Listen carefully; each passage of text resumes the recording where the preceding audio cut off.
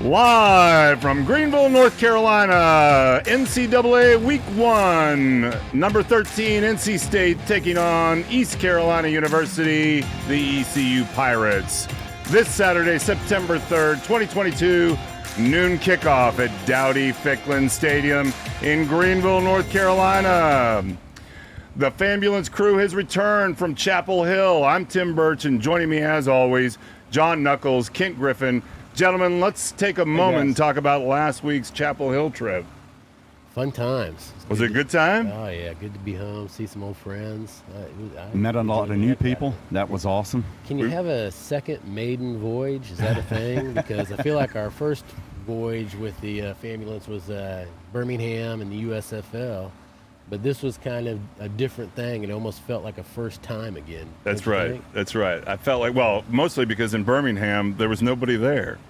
Right. In Chapel Hill, quite the opposite. There were more drones in that stadium than there were people. Right. That's exactly right. We met the girls from the Boss Bar, Kelsey. They taught the world to flip cup. They've got an oyster roast coming up for the Notre Dame game. Invited us back. We can't wait to go back for that. Yeah. The Rams Club came out. Yeah, the Rams Club came out. We talked to the guys, Tommy Ashley at Inside Carolina. Inside Carolina. They were doing their show out there before we got hit with the monsoon. Hopefully they survived that. We even ran into Precious Winners.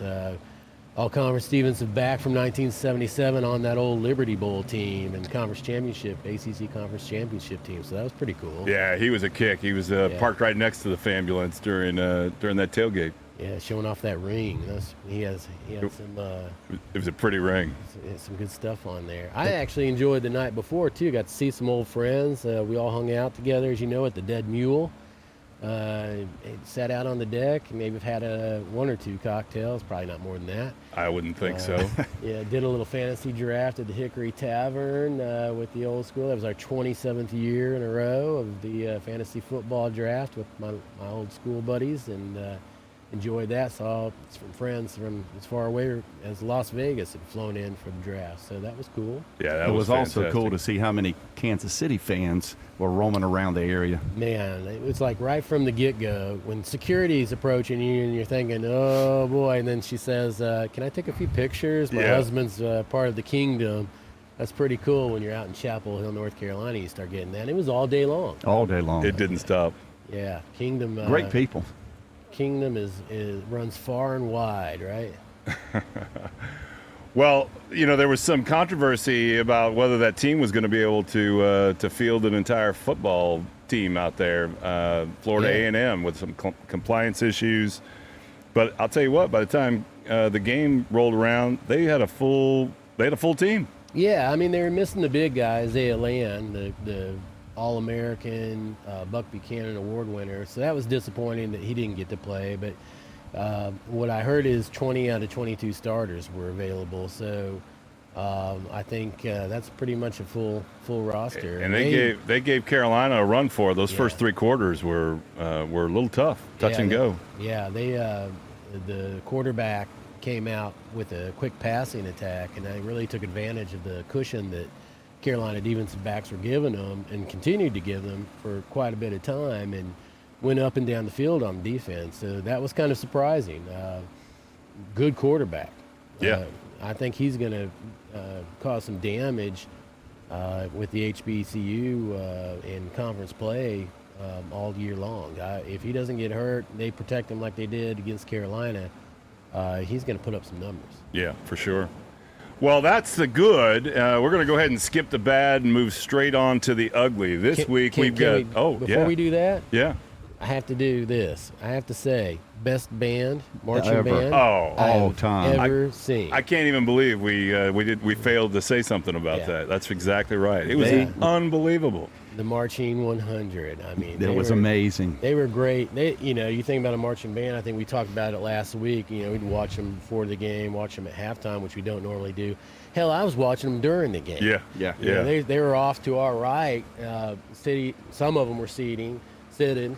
Some of them, All the tuba tubas were players standing, yeah. were standing down the row the whole entire game, and they were on fire from start to finish. They I did mean, not stop. It was pretty awesome to watch. So shout out to those guys. Because Absolutely. they Throughout the brought it. entire game, there's always something going on, whether Yeah. it's the drum, Yeah. they just got a little light beat going, and everybody's kind of, everybody's moving and shaking. And Yeah. But coordinated, it was awesome. They Yeah. were all together in sync. yeah, And it was and fantastic. they blasted from there too, man. You knew when they were playing for real because you could feel it in your ribs. Yeah, for sure. All right. We're on the ugly now. So ECU, NC State. And to sum it up, these teams hate each other. Just a little bit. They hate each other. This They're goes just- back to 1987. ECU beats NC State 32-14. And what do? They're at NC State. They rip down the goalposts. Visiting team. Yeah. Visiting team. Doesn't happen very often. And they'd had a couple incidents in the years before, relatively minor things, and they'd warned them, basically stay away from our goalposts. And that probably only encouraged them more. So in '87, that happened. Jim Valvano got a hold of it and said, "We are not playing those cats again. Done. Over. ECU, Finished. you're dead to us." Finito. And then 5 years later, the 1992 Peach Bowl comes around, and he can't avoid them because they got to play them. So ECU wins the Peach Bowl, 37-34. Talk about salt to the wound. Yeah, and they're not Greenville people, East Carolina people. They don't forget about that game. They talk about it every single day. They're still talking about it for sure. They live and breathe. Yeah, that's their that's their cream of the crop, top of the hill. That's their everything is that Peach Bowl. It's in every sports bar in Greenville. It's a picture of the catch and crossing the goal line there at the end of the game. So. And I tell you what, they it didn't end there. They still were abiding by the moratorium on ECU, and then Hurricane Floyd rolls in 1999, and ECU has a chance to play the number 9 Miami team. The Hurricanes. Right. But Greenville, ECU, they have no place to play because Greenville's been blown out by Floyd. Underwater. Would you like to borrow our stadium? Yeah, NC State, being just magnanimous, says, "Would you can use our stadium," which is great. They show up and they upset the number 9 team, the Miami. And then what they do, Tim? They took both goalposts down The again azaleas and everything else. for a second time. Unbelievable. Right. And then they were truly, it was over. And it took an act. Some senators in the eastern part of the state decided to pass some legislation that said you must play ECU. That's the only way they got back in. Yeah. I mean, you've got the backyard brawl this Saturday up at Pittsburgh. Teams with no love lost for each other, with West Virginia, Pitt playing in the backyard brawl. I think it's safe to say they hate each other's guts. Low key, this is as nasty of a football game. State and ECU fans do not like each other. They're playing this game at high noon. I think one of the reasons is because they don't want fan bases getting sauced up and start fighting each other before the game actually kicks off. So yeah, it's going to be fun. Well, they also play for the Victory Barrel. So there's a little something to shoot for there. It's resided in Raleigh since 2018, but Do they have to fill it with beer before they come? it's a big barrel. That originated with the fans, right, Tim? Yeah, it did. Some student government groups at both universities decided they might want to sort of document how that series goes. And I think over the last 18 years, it's a dead tie. Right now, that series is tied up. That? You wouldn't think that with a Power 5 conference versus a non-Power 5 conference, but that doesn't always mean everything. No. Especially when you have two teams that don't like each other. Yeah. The other Well, team- I think ECU, it's fair to say they want the cup back. NC State, 9-3 last year, the 2021 season, coached by Dave Doran, representing the ACC. ECU 7-5 last season. Yeah, Coach Mike Houston's rebuilding that program. It's pretty cool to watch, really, what he's done since he's gotten here, because they were in, I think, some of their worst years before he arrived. Just really couldn't do much of anything, couldn't stop the ball. They played Navy a couple times. I swear Navy scored every time they had the ball. and really couldn't move it consistently either. But when Coach Houston arrived, he wanted to build depth on both sides of the ball on the lines and get some experience going. And I think he's there now. Again, 7-5 last year, and they're looking to bowl take eligible if the game hadn't been canceled. Yeah, they would have maybe been 8-5 by that point, which would have been easily their best record in the last decade. So you've got a team that's on the rise, and they're playing another team that's on the rise in NC State, and that makes for a good matchup. When you take away the emotions from it, you still got two good teams that got a lot of positives, believe in themselves. Yeah. And, it starts with both teams with the quarterbacks, very different quarterbacks. On one hand, you have ECU's quarterback, Holton Ahlers, the hometown kid, grew up D.H. here. Conley. Yeah, played high school ball here. His dad's on the PA system at the stadium. It's a pretty cool story. And that guy, he is built like a linebacker and can run the ball down your throat. I think he needs like 221 yards to break the all-time rushing record for quarterbacks at ECU. And he leads a rushing attack that's pretty dangerous. And it's going to be interesting to see what ECU does with that rushing attack against NC State's defense. You're talking about Keaton Mitchell in this instance, right? Yeah, Keaton Mitchell, over 1,100 yards last year as a sophomore.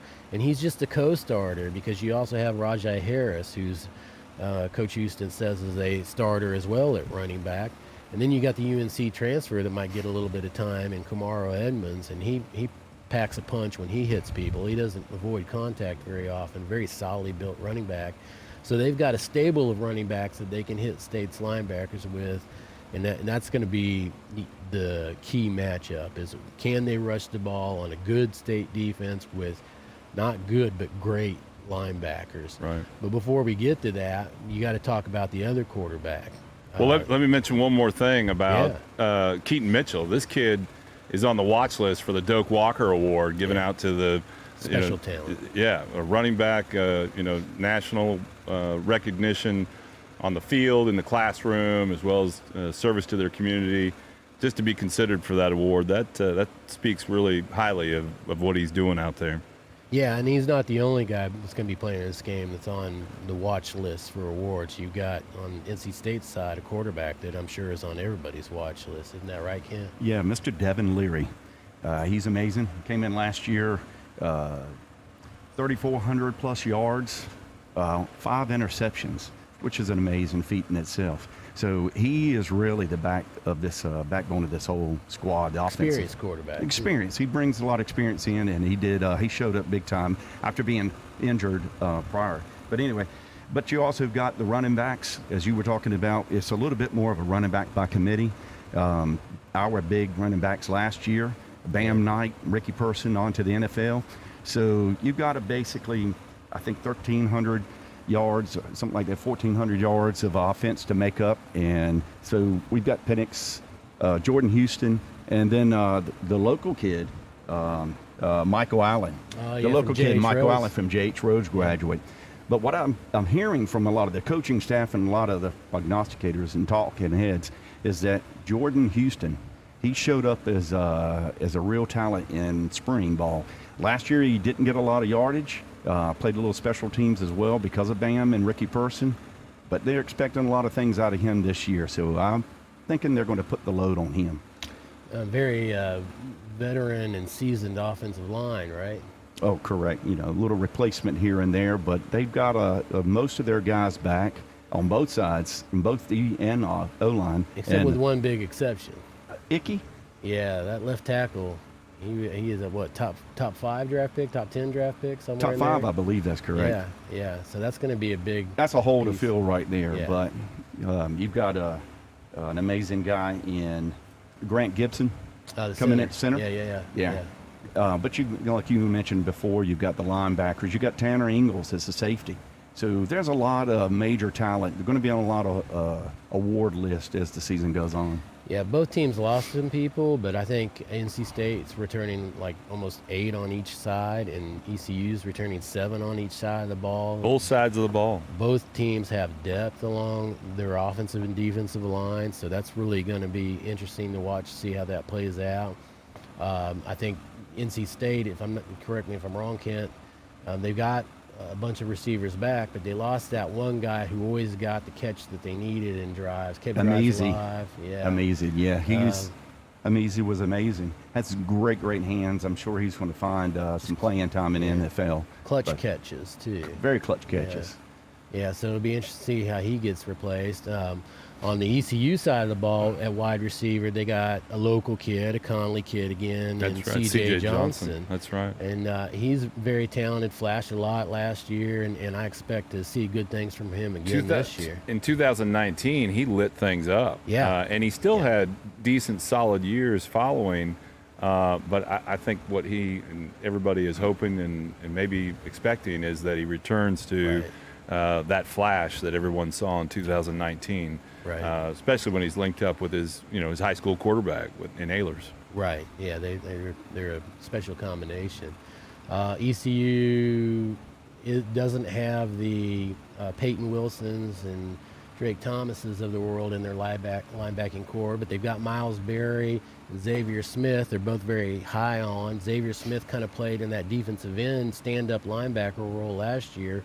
This year they're moving him back to inside linebacker with Miles, and they expect those guys to do big things in terms of cleaning up a lot of tackles when the defensive line is engaged on the offensive line. So that, I think both sides feel pretty good about their linebackers.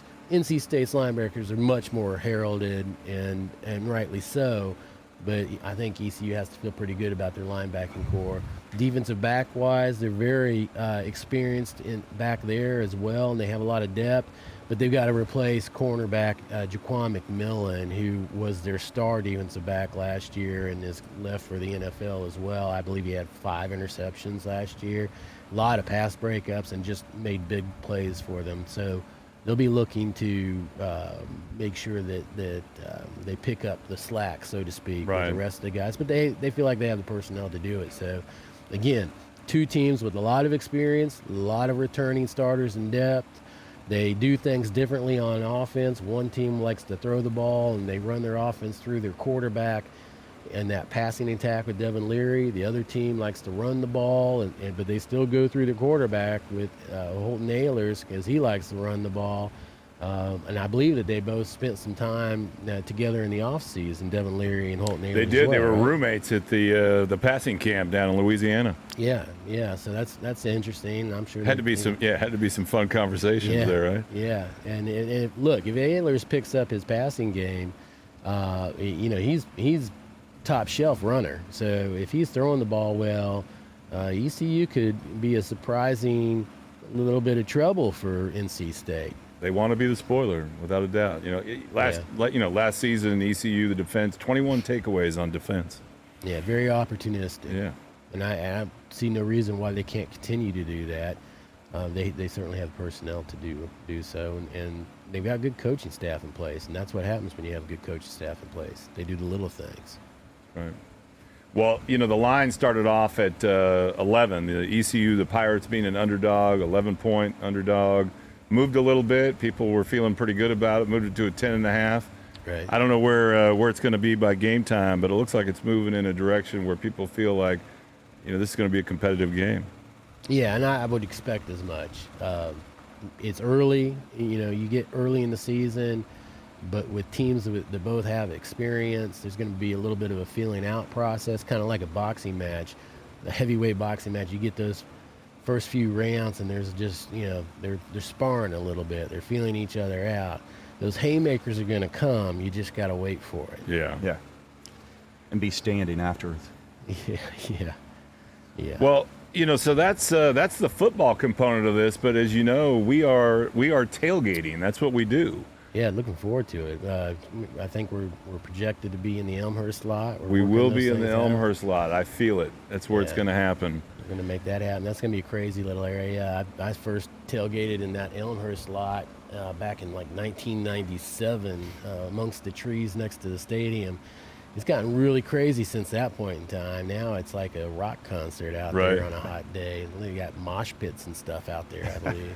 And I tell you what, if you happen to be out there at the ECU NC State game, all you got to do is look for this Famulence. You'll find us there, and we'll be excited to say hello and find out what you love about this town or your town and your team. I think we need to give a few shout-outs, don't you think, Tim? I feel like there's got to be some local advice that we can give folks that So all these might people come this way. All these people are coming down 264, coming up and down Highway. 83 miles divides these two universities. So there's plenty of things to do around here between Pitt Street Brewery, Local Oak Brewery, a lot of barbecue between Bees and Skylight Inn, a lot of food. Sam Jones, world-renowned Sam Jones, going around the world cooking pigs for people. But there's going to be a lot of activities in the tailgate lot as well. I'm sure we'll see some fascinating things as we go around. As May I have to understand it, the sample a few. ambulance is supposed to have some sort of IV bags that they might be able to administer. I have no idea what's in them, but I think they might be delicious. Can't wait. Can't wait. Hold my beer. Oh boy! What else? Anything else, John, that you think we ought to know about this game? Just, bring your protective gear if you're coming, because you're going to have some people out there that are going to be a little bit emotional. And also, bring your sunscreen, because it's going to be hot. Yeah. There are two sides to that stadium, and the student section side gets very hot very quickly. The old people side, where we'll be, I'm sure, press box is where we might expect a little bit of little cooler. Yeah. Yeah. There's one more thing. Yeah. What you got? You got Utah, Florida. You got Pitt, West Virginia, backyard brawl. You got Ohio State, Notre Dame. That's going to be huge. Football's really here. This is week one for certain. Week one means business. Yeah, I can't wait. You gotta love it. Well, That's what you live for. As always, it comes down to what you eating, what you cooking, what you playing. Let's see what you got going for a tailgate here in Greenville, North Carolina,